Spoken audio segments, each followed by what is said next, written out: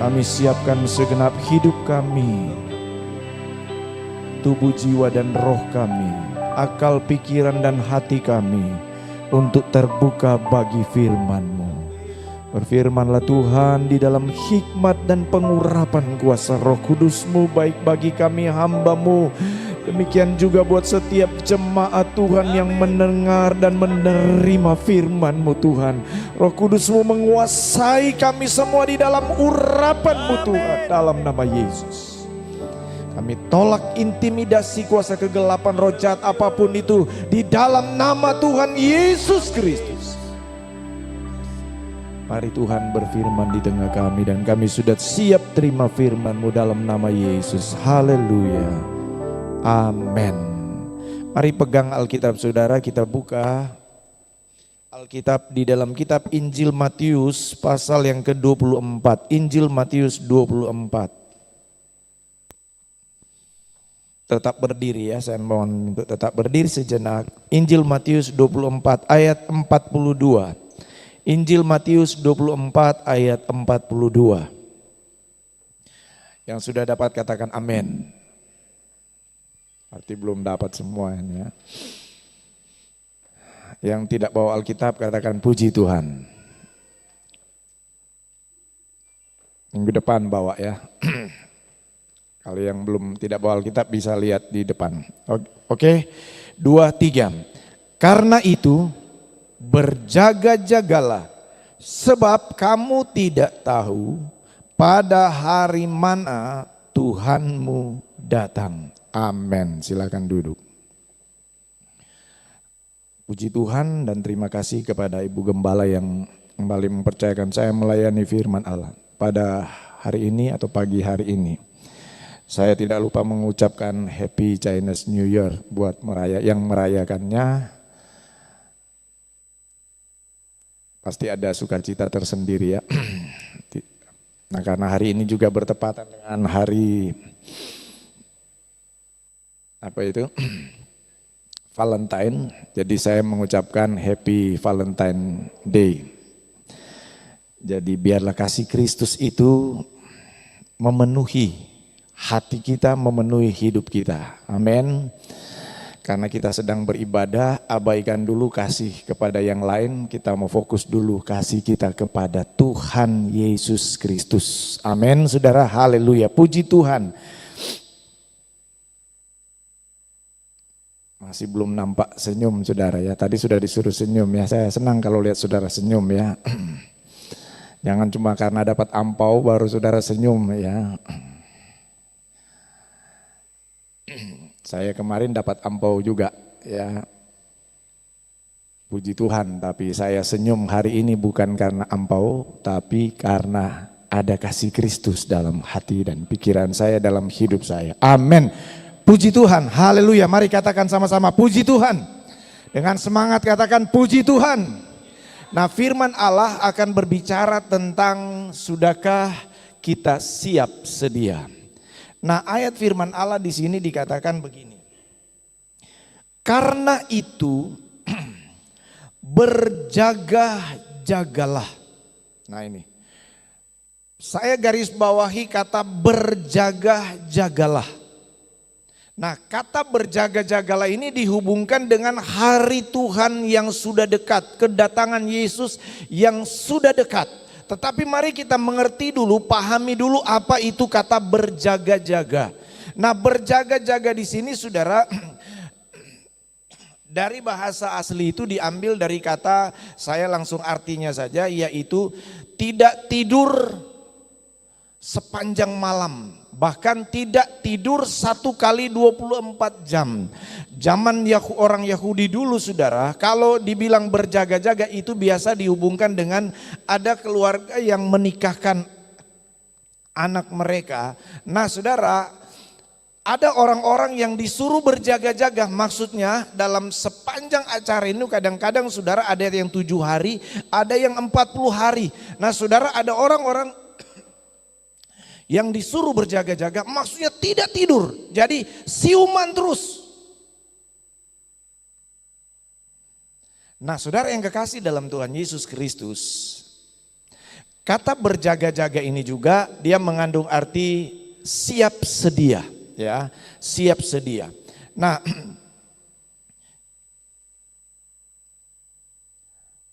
satu ketika saya bawa motor baru 2 atau 3 minggu, 2 minggu lalu lah ya. Saya lihat pada waktu itu cuacanya itu kurang bersahabat, gelap. Di awan itu saya lihat gelap ya. Tapi saya pakai motor tetap karena ada janjian bertemu dengan beberapa teman, saya pergi. Wah, ini saya lihat hujan ini kan, mau gelap ini. Saya pergi aja. Saya sebenarnya sudah cek di bagasi motor itu tidak ada jaket hujan, tapi saya pergi aja. Nah, benar saudara, singkat cerita saya kembali, saya sudah mau kembali ini, tengah jalan hujan, bukan lagi hujan rintik-rintik, hujan lebat sekali. Mau berhenti, tanggung, ya udahlah saya udah pulang aja terus. Akibatnya apa? Saya basah kuyup, kedinginan sampai di rumah karena hujannya bukan cuma angin hujan biasa, hujan lebat, ada angin lagi. Jadi sudah basah kuyup. Kemudian sampai di rumah saudara, sampai dompet saya harus amankan betul-betul jangan basah. Sampai di pastori kedinginan. Nah ini. Berapa waktu kemudian saya mau jalan lagi pakai motor.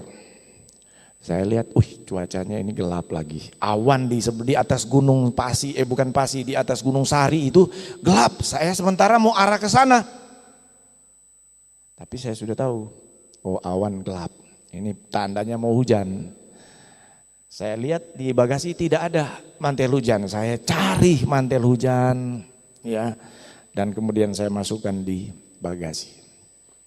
Jalan, benar. Belum lama saya jalan, hujan lebat.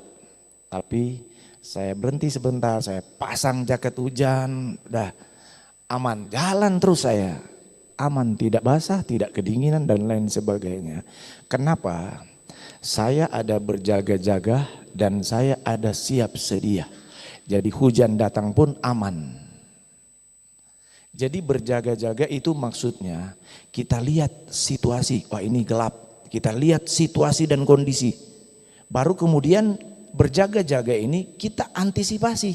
Kita siap sedia. Kalaupun hujan aman saya. Karena ada mantel hujan. Nah, Bapak Ibu Saudara yang dikasihi oleh Tuhan Yesus Kristus, demikian halnya dengan hidup kekristenan kita hari-hari ini. Firman Allah berkata, berjaga-jagalah kamu. Artinya saudara, kita mesti belajar tahu tentang apa yang sedang terjadi hari-hari ini. Orang yang berjaga-jaga itu artinya orang yang benar-benar memperhatikan dengan seksama situasi, kondisi, keadaan yang sedang terjadi. Dan setelah dia memperhatikan situasi kondisi yang terjadi, nah dia kemudian mengambil sikap, mempersiapkan diri, mengantisipasi situasi kondisi apapun yang terjadi.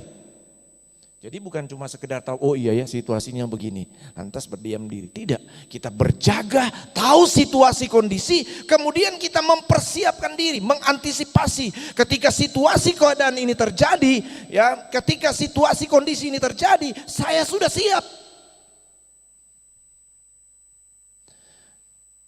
Matius 24, kitab Injil Matius 24, saudara, di sana dikatakan dari bagian awal sudah dikatakan khotbah tentang akhir zaman. Jadi kata berjaga-jaga di sini itu dihubungkan dengan situasi kondisi akhir zaman ini. Situasi dan kondisi yang sedang terjadi hari-hari ini. Firman Allah berkata kita disuruh untuk berjaga-jaga.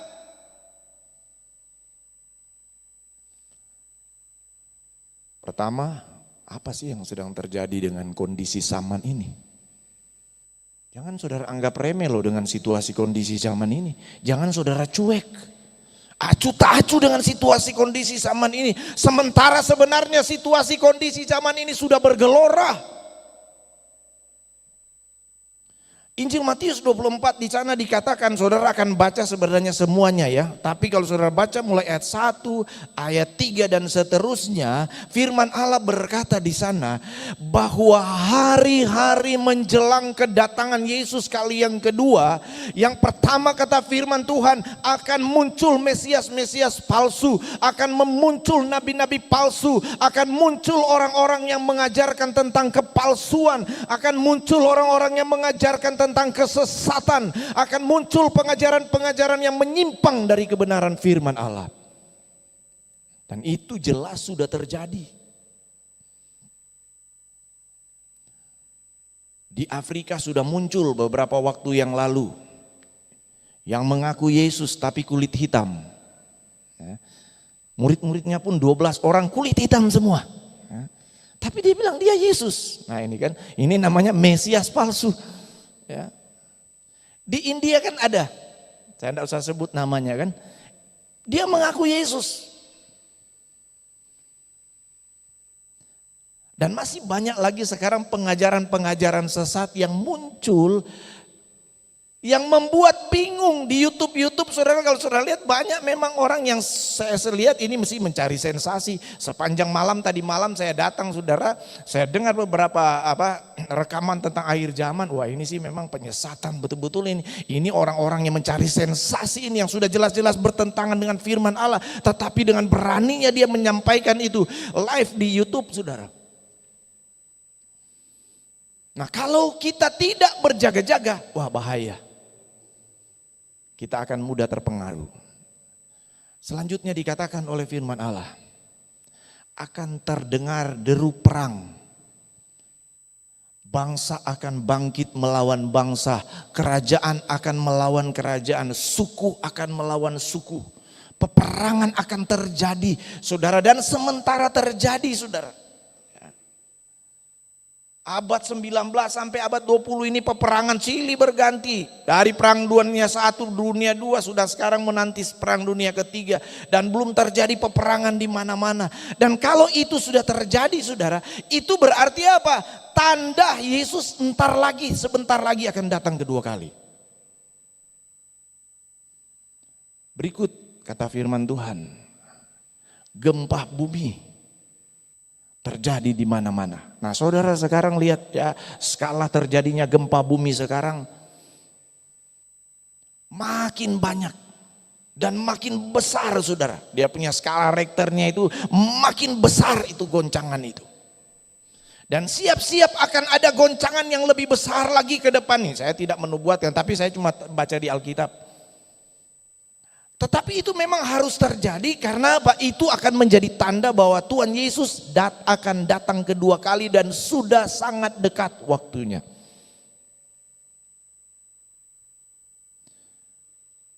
Kata firman Allah selanjutnya apa?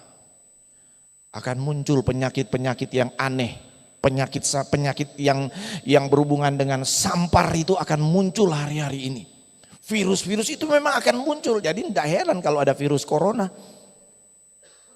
Nggak heran kalau ada virus-virus yang lain. Karena itu akan menjadi tanda. Jadi oh iya ya kok bisa terjadi sekarang. Nah ini tanda.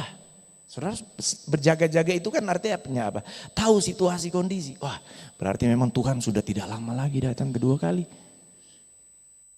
Jangan saudara cuma lihat munculnya virus ini sebagai satu tanda yang kebetulan aja terjadi. Tidak. Itu adalah bagian dari penggenapan nubuatan firman Allah. Salah satu indikasi bahwa memang Tuhan sudah tidak lama lagi datang kedua kali.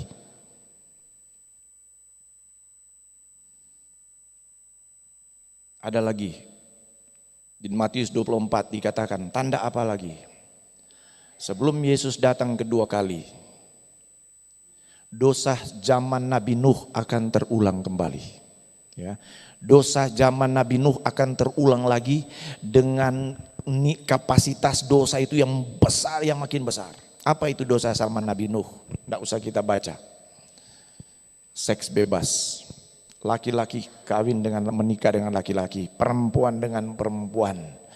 Ada yang heteroseks dan macam-macam saudara. Laki-laki bisa punya pasangan laki-laki, bisa juga punya pasangan wanita. Sebaliknya wanita bisa punya pasangan laki-laki, bisa punya pasangan wanita.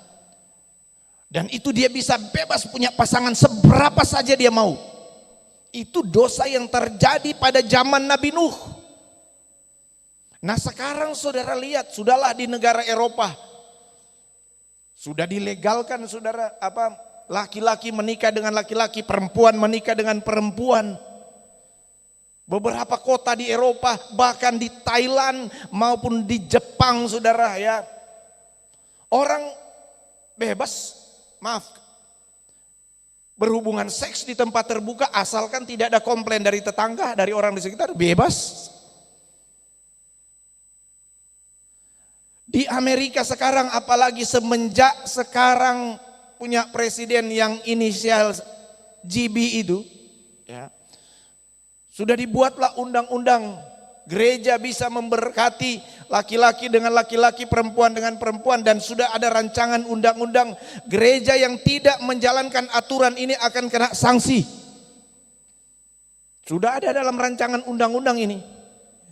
Jadi semua gereja di Amerika nanti diwajibkan untuk melaksanakan pernikahan seperti ini. Nah, saudara bisa bayangkan situasi kondisi yang terjadi hari-hari ini.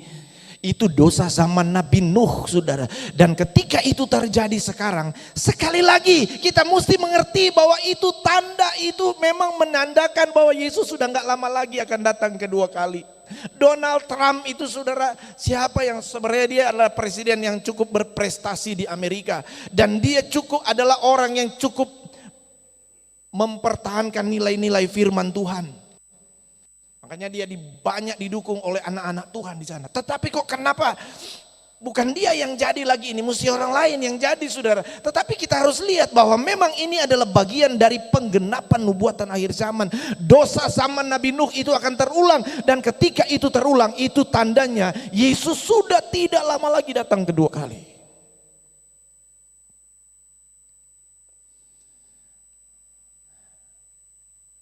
Nah sekarang pertanyaan, berjaga-jaga itu artinya kita mengambil sikap siap sedia. Kita anak-anak Tuhan bukan cuma tahu situasi kondisi, tapi kita mesti mengambil sikap dengan diri kita sendiri. Aduh, Tuhan sudah tidak lama lagi datang kedua kali. Berarti saya bukan cuma tahu tentang situasi kondisi. Saya mesti mempersiapkan diri saya. Saya mesti mempersiapkan kehidupan iman saya. Saya mesti mempersiapkan kehidupan rohani saya. Saya nggak boleh main-main lagi dengan kehidupan rohani saya hari-hari ini. Saya mesti siapkan supaya ketika hari itu datang, Tuhan Yesus datang kedua kali. Yang diawali dulu dengan gereja sempurna, kita didapati sebagai orang-orang yang setia, yang kemudian nanti akan diangkat bersama dengan Tuhan Yesus. Berarti kita selamat. Karena kalau tidak bersiap sedia, berarti kita tidak akan bersama-sama dengan Tuhan Yesus di surga. Berarti kita nanti akan ada di neraka loh saudara. Berjaga-jagalah kamu, sebab hari Tuhan itu sudah sangat dekat. Amin saudara. Nah saya ingin firman Allah pagi hari ini mau menekankan tentang bagaimana kita mau berjaga-jaga. Ya, kalau saudara mau lihat tentang tanda-tanda, nah saudara boleh ikut seminar nanti ya. Sudah pernah ada satu kali dan nanti ada seminar lagi tentang penggenapan penyingkapan 777 itu. 7 meterai, 7 sangkakala dan kemudian 7 bokor. Nanti kalau ada seminar berikut saya harap jemaat bisa terbatas ya. Yang bisa ikut saja ya. Nah, saudara sudah di mana Yosua? Sudah dibuat gambarnya? Coba tolong ditampilkan. Ada satu gambar saya cuma mau sampaikan kepada saudara. Oh ada ini. Oke, kita baca dulu Wahyu pasal 11. Bagaimana gereja mempersiapkan diri. Wahyu 11. Ya ini. Ayat 1. Wahyu 11 ayat 1. Saya akan bacakan ya, sudah dapat ya. Kemudian diberikanlah kepadaku sebatang bulu seperti tongkat pengukur, rupanya dengan kata-kata yang berikut. Simak baik-baik ya. Bangunlah dan ukurlah bait suci Allah dan mezbah dan mereka yang beribadah di dalamnya.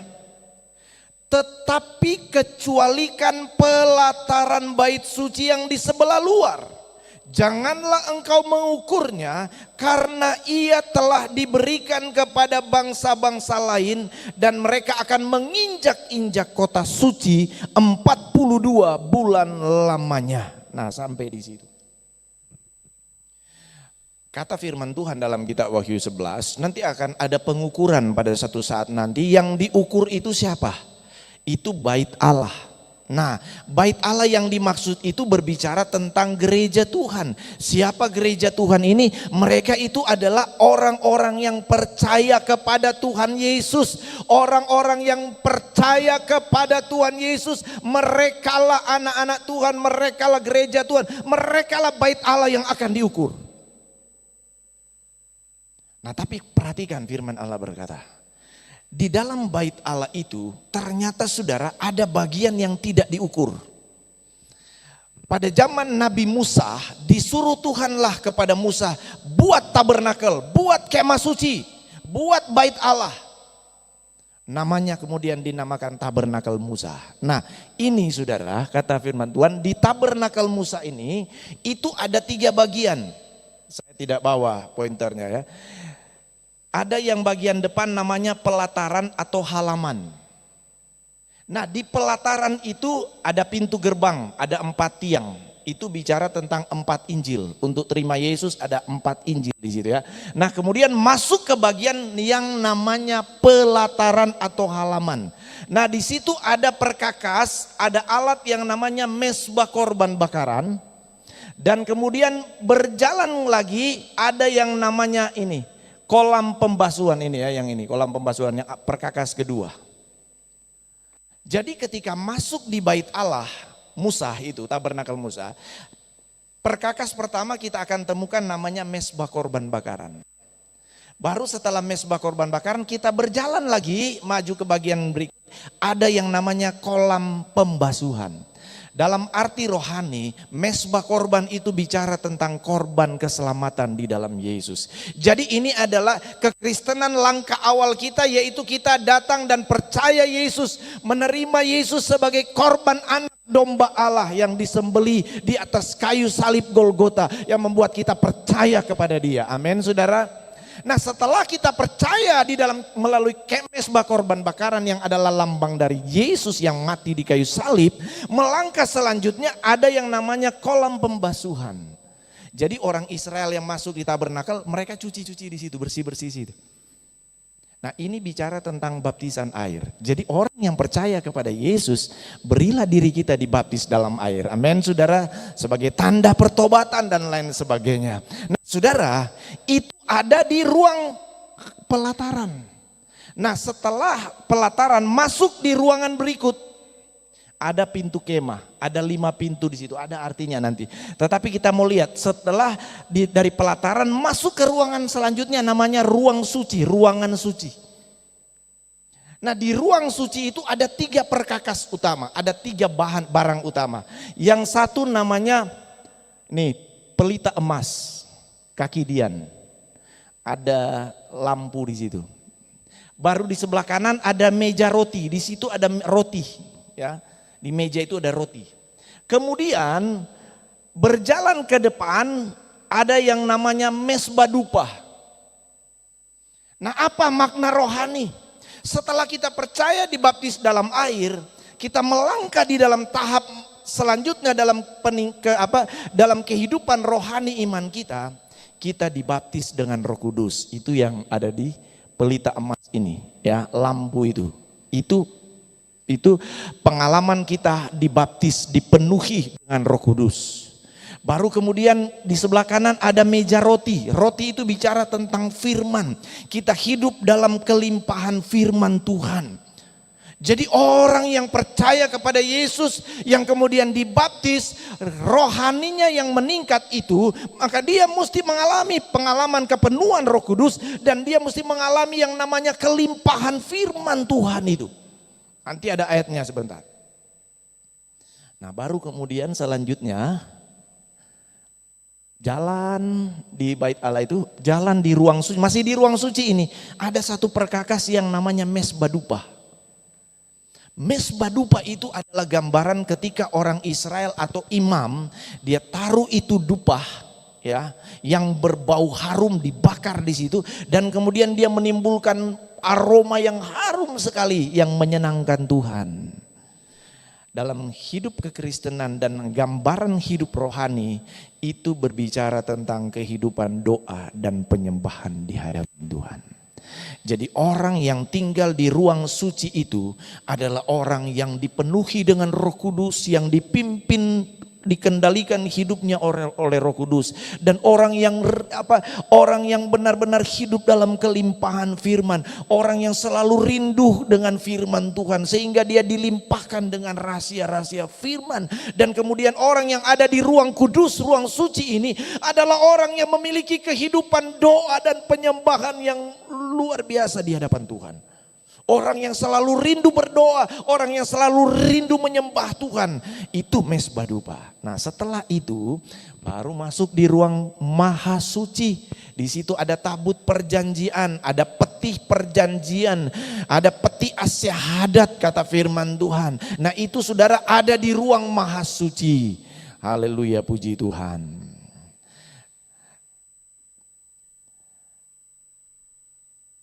Kalau di situ gambaran rohaninya kita sudah sempurna.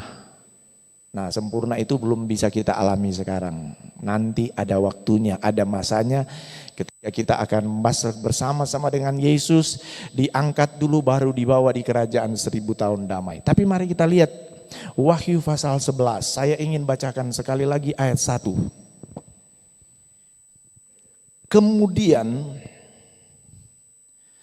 diberikanlah kepadaku sebatang bulu seperti tongkat pengukur rupanya dengan kata-kata yang berikut, bangunlah dan ukurlah bait suci Allah. Nah ini ya, disuruh ukur itu bait suci Allah dan mezbah dan mereka yang beribadah di dalamnya. Jadi ini berbicara kepada orang-orang percaya, anak-anak Tuhan, suruh ukur. Ayat 2, tetapi kecualikan pelataran bait suci yang di sebelah luar, janganlah engkau mengukurnya. Jadi saudara, dari mana gambar tadi? Dari apa ini saudara, bagian bait suci ini ukur, disuruh ukur. Tetapi yang enggak usah diukur itu ini bagian pelataran, enggak usah diukur itu katanya. Lantas kenapa? Ya udah, karena kata firman Tuhan yang bagian pelataran itu karena ia telah diberikan kepada bangsa-bangsa lain dan mereka akan menginjak-injak kota suci 42 bulan lamanya. 42 bulan itu sama dengan 1260 hari atau 3,5 tahun. Hitung aja nanti ya. Jadi 42 bulan itu sama dengan 1260 hari atau 3,5 tahun. Jadi enggak usah diukur itu bagian pelataran. Karena apa? Karena itu akan diserahkan kepada bangsa-bangsa lain. Dan akan menginjak-injak kota suci selama 42 bulan lamanya. Ini berbicara tentang apa? Pengukuran yang akan dilakukan oleh Tuhan pada hari menjelang kedatangan Yesus kedua kali. Saudara perhatikan baik-baik. Ini berhubungan dengan kesiapsediaan kita menyambut kedatangan Tuhan. Tidak usah diukur yang bagian pelataran.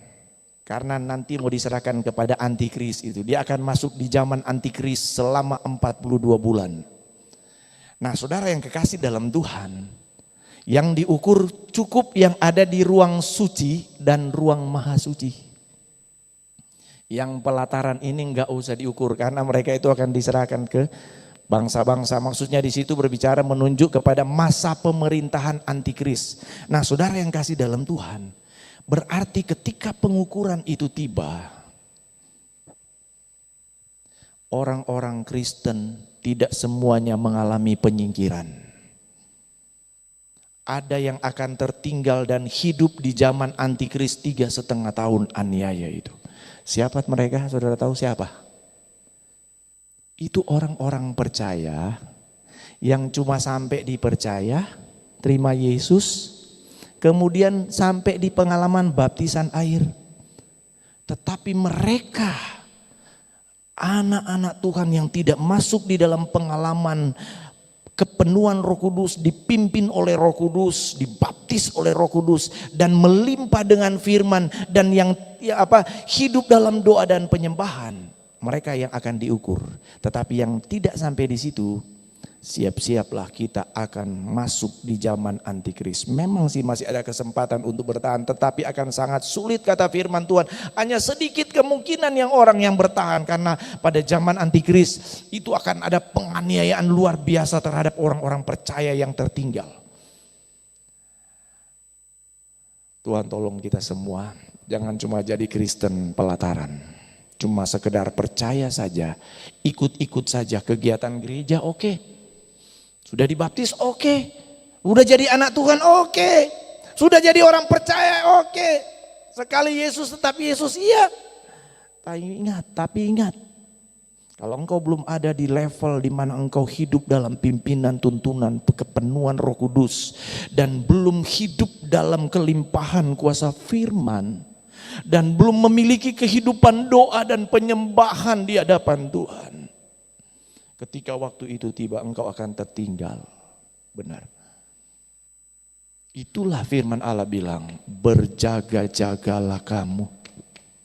Bersiap-siap sedialah, karena waktu kedatangan Tuhan sudah sangat dekat. Dengar baik-baik, sudah sangat dekat. Enggak apa-apa kok saya enggak ibadah.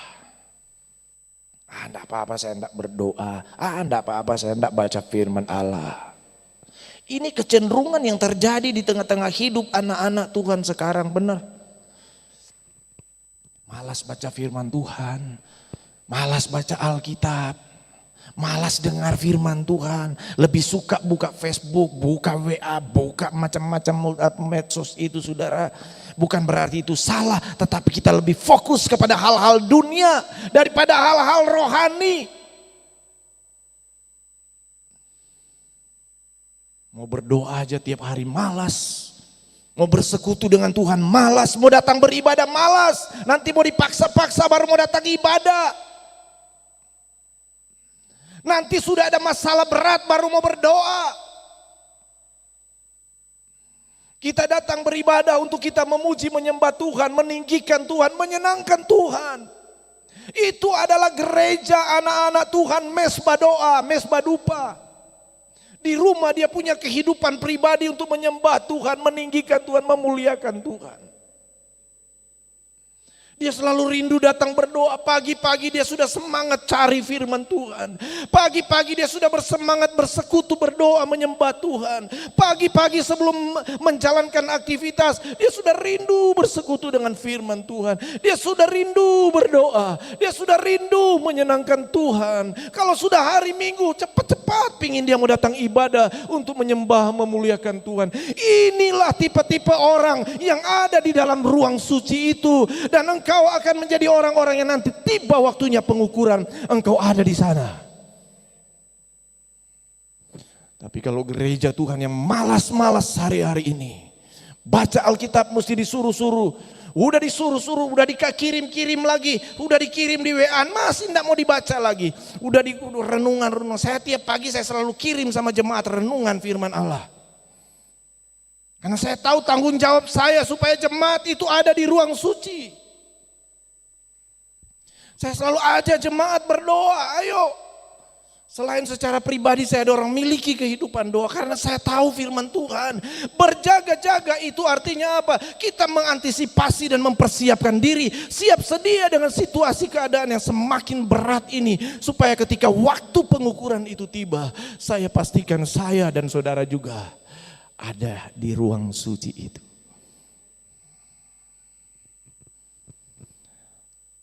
Jangan main-main lagi ya. Matius 25 tentang 5 anak darah yang bijaksana, 5 anak darah yang bodoh. Ada 10 gadis. Yang 5 bodoh, yang 5 bijaksana. Saudara lihat yang 5 bodoh itu, yang 5 bijaksana kenapa? Yang kemudian akhirnya sama-sama dengan mempelai laki-laki yaitu Yesus. Karena mereka ada mempersiapkan minyak.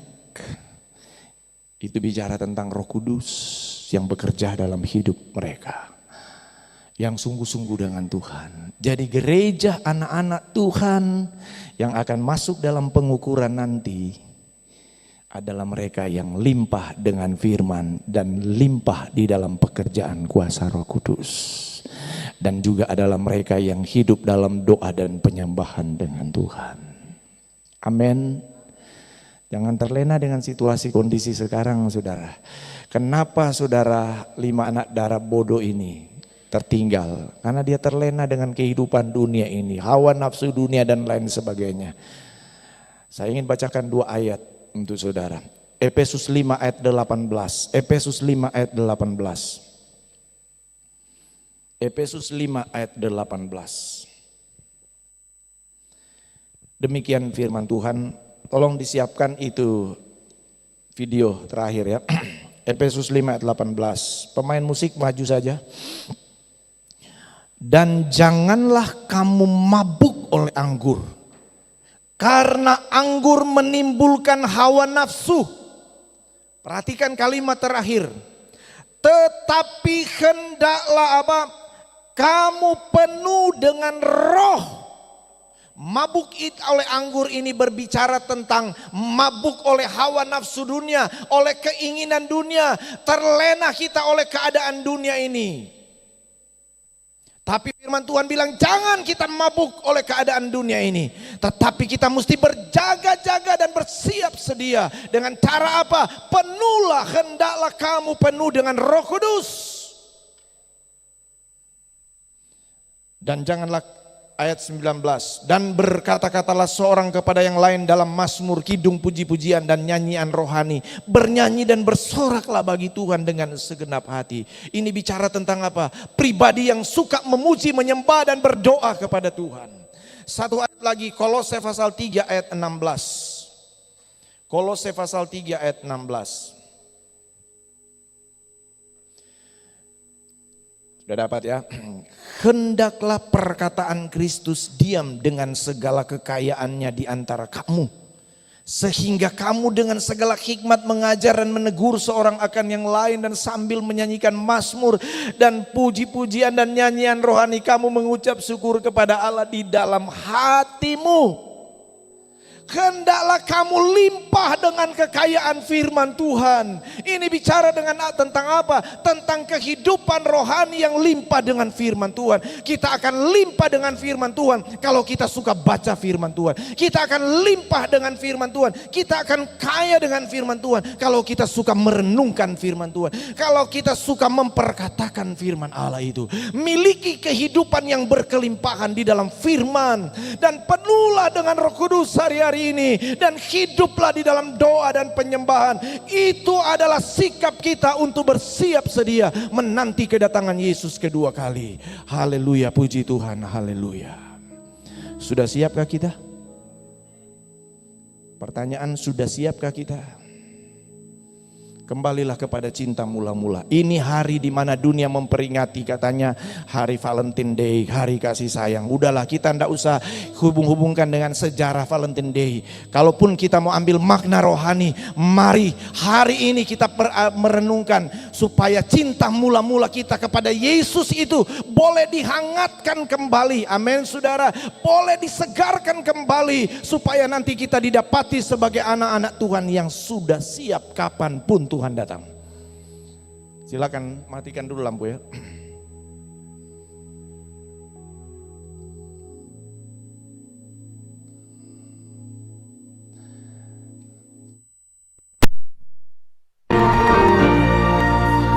Zaman sekarang berjagalah, lihat dunia.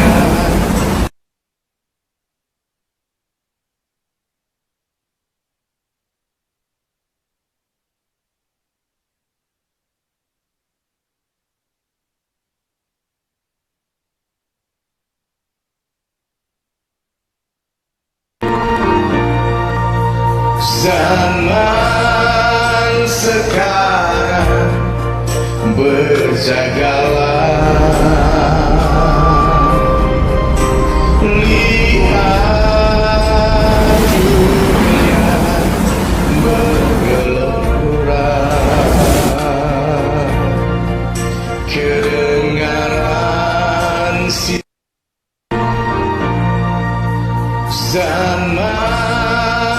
sekarang berjagalah.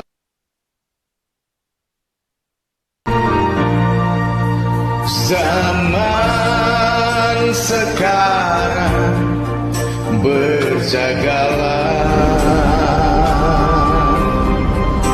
Lihat dunia bergelora,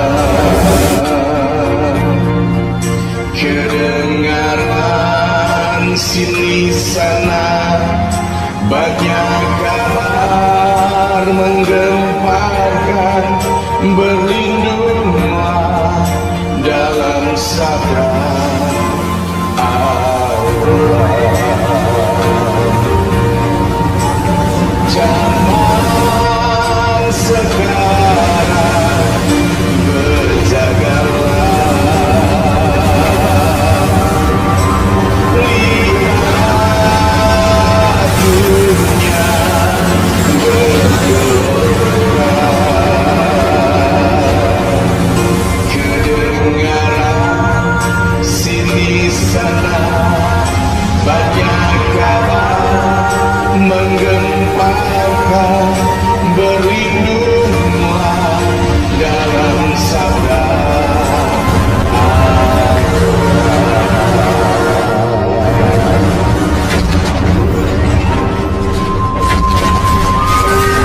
Tuhan ku tempat perlindungan dan ku pertahanan, Allahku yang percaya.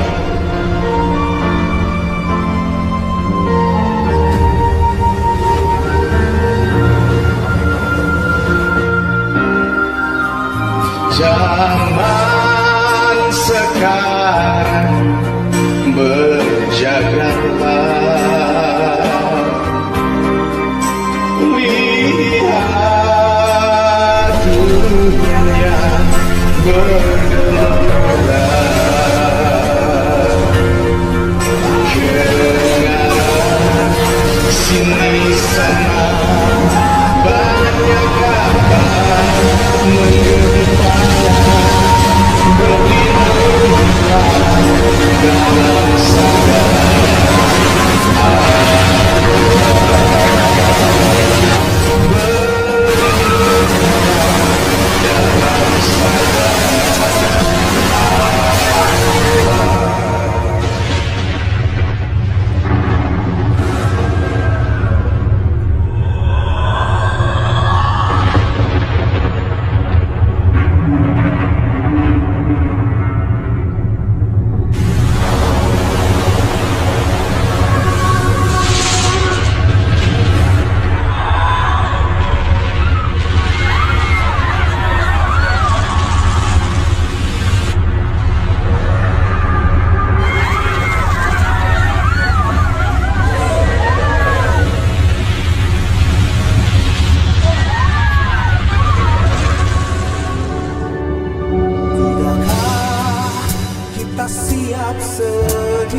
Pertanyaan terbesar bukanlah apakah hari ini, apakah besok, ataukah lusa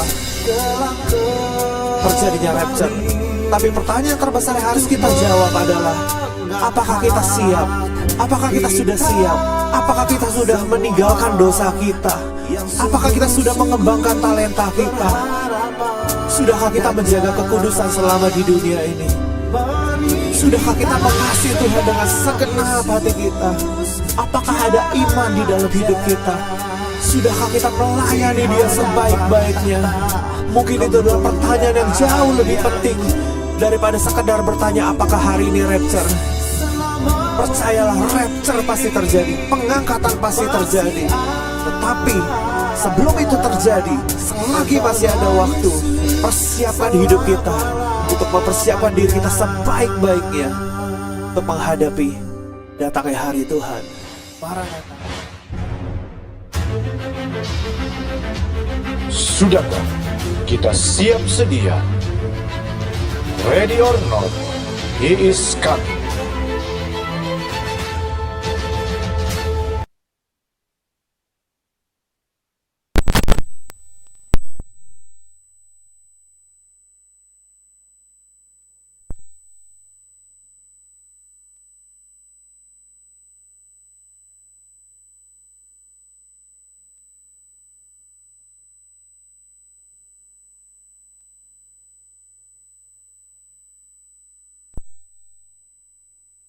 tapi jadilah anak Tuhan yang ada di ruang suci. Anak-anak Tuhan yang hidup dalam pimpinan kuasa Roh Kudus. Anak-anak Tuhan yang berkelimpahan dengan firman. Anak-anak Tuhan yang hidup dalam doa dan penyembahan. Jadi ketika kapanpun kedatangan Yesus, kapanpun gereja sempurna, kita semua sudah didapati siap sedia. Haleluya. Sudahkah kita siap sedia menghadapi datangnya Yesus kelak kembali untuk mengangkat kita semua yang sungguh-sungguh berharap padanya. Mari semua boleh tutup mata jasmani saudara, kita renungkan firman Allah ini. Sudahkah kita siap sedia menghadapi datangnya Yesus, menghadapi datangnya Yesus kelak kembali untuk mengangkat kita semua yang sungguh-sungguh berharap padanya. Mari kita sembah Yesus, Dia Raja di hadapan takhta, kemuliaan yang kudus. Selama waktu ini masih ada di dalam dunia. Saudara, jika saudara tidak keberatan, saudara boleh taruh kedua tangan saudara di dada saudara sebagai tanda sikap komitmen kita. Tuhan, setelah saya dengar firman Allah, saya mau bersungguh-sungguh, lebih lagi bersungguh-sungguh untuk mengiringi Engkau. Saya mau lebih lagi sungguh-sungguh melayani Engkau. Saya mau lebih sungguh-sungguh lagi mengikut Engkau Tuhan. Amin. Mari kita sembah Yesus yang Raja di hadapan tahta kemuliaan yang kudus. Selama waktu ini masih ada. Sembahlah Yesus selama-lamanya. Sekali lagi mari kita sembah Yesus Sang Raja di hadapan tahta kemuliaan yang kudus. Selama waktu ini masih ada. Sembah Yesus selama-lamanya. Sembah Yesus selama-lamanya. Sekali lagi katakan lebih sungguh. Sembah Yesus selama-lamanya.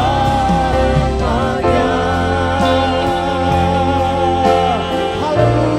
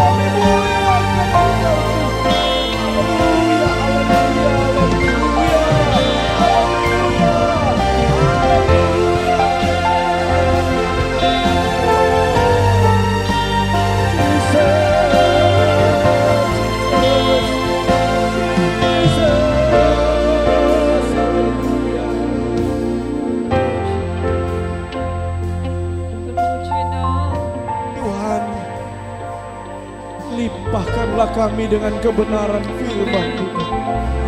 Berikan kami rasa haus dan lapar akan kebenaran firman-Mu hari-hari ini. Penuhi kami setiap umat-Mu dengan kuat kuasa Roh Kudus. Berikan kami rasa haus dan lapar akan hadirat-Mu hari-hari ini Tuhan. Ya Allah Tuhan, terima kasih Tuhan. Terima kasih Roh Kudus. Terima kasih Tuhan. Diberkati setiap telinga yang mendengar firman-Mu. Setiap hati dan pikiran yang terbuka dengan firman. Meteraikan firman-Mu itu dalam setiap pribadi kami. Dalam nama Tuhan Yesus Kristus. Sama-sama katakan amin.